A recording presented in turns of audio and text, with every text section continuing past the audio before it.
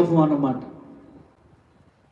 ఒక పని చేయడం చేత కాదు, ఏది చేయడం చేత కాదు, ఎందుకు ఉపయోగపడడం చేత కాదు, చెప్పింది వినడం చేత కాదు, చేసేది బాగోదు, అంత కూడా వ్యతిరేకంగా ఉంటుంది. అన్నీ అలా ఉన్నాయంటే మనిషికి విపరీతమైన కోపం అన్నమాట. మనిషికి ఏదైనా చెప్తా ఉన్నా కూడా ఈయనే సిచ్యువేషన్లో ఉండరు.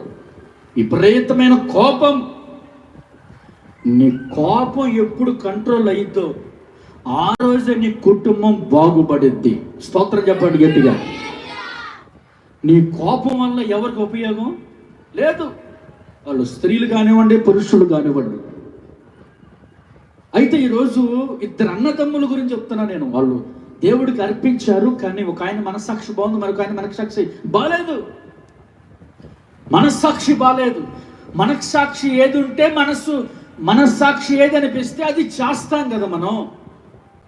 అలాగే ఈ మనిషి చేసిన దేవుడికి నచ్చలేదు.